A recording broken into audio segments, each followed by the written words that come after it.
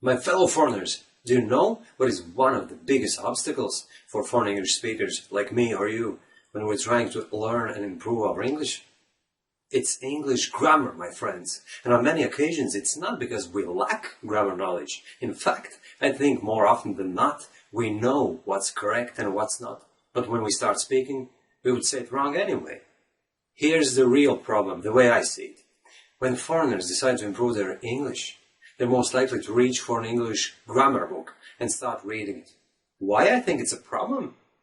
First of all, it's because you don't exercise your spoken English when engaged in activities like reading, filling in blanks in grammar textbooks, and listening audio CDs to improve your English comprehension. Yes, you are acquiring information while doing all that, and all those activities do contribute towards your overall English improvement. However, it happens quite slowly, and my personal experience tells me that you would be so much better off engaging in other activities which stimulate your spoken English improvement. Once you've gone past the beginning English learner stage and you're more or less familiar with all the basic English grammar, there's no need for you to spend the next 4 or 5 years immersed in advanced English grammar studies. And this brings us to the next point I wanted to make.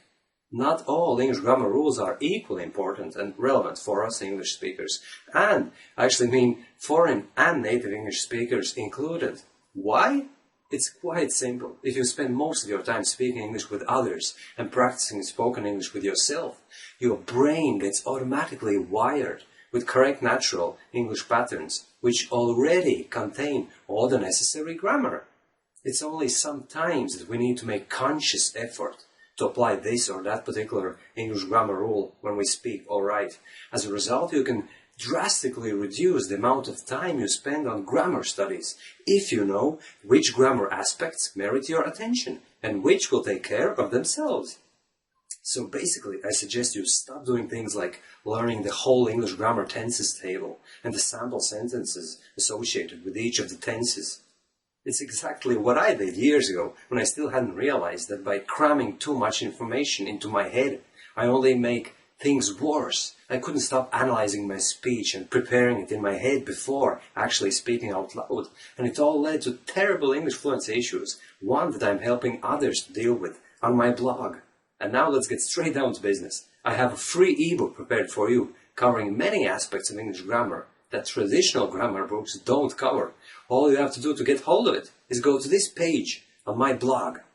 If you're watching this video on YouTube, or if you're on my website, just leave your name and email address in the subscription form below to get an immediate access to the ebook Practical English Grammar. Right after that, you will receive an email with a confirmation link, which will bring you straight to the download page. And here's the good news.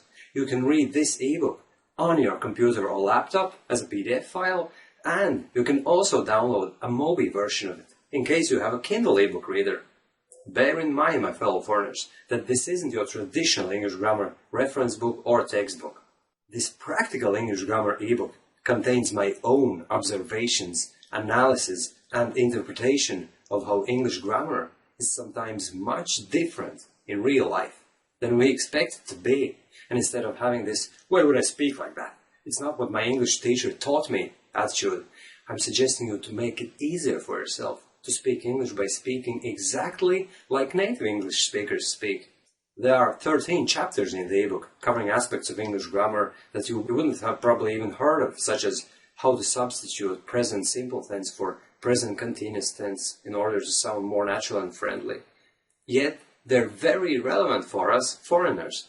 And don't you worry, I'm not being very technical in the ebook, and I'm not using very specific English grammar related terms. All you need to know is what the past perfect tense is and what going to plus infinitive future form is, and you'll understand everything I'm writing in the Practical English Grammar ebook. And don't be put off even if you have only a slight understanding of grammar related concepts. As I already said, my personal approach is to focus on the spoken word and natural English improvement instead of technicalities of the English language. So as you can imagine, everything I talk about in the ebook is in the context of real-life English conversations. So, are you ready for a crash course of essential English grammar so that you can stop wasting your time on boring grammar studies? Are you ready to find out ignored aspects of English grammar that are going to make your spoken English more natural and fluent? Then download the Practical English Grammar ebook right now and let me know what you think about it in the comments below.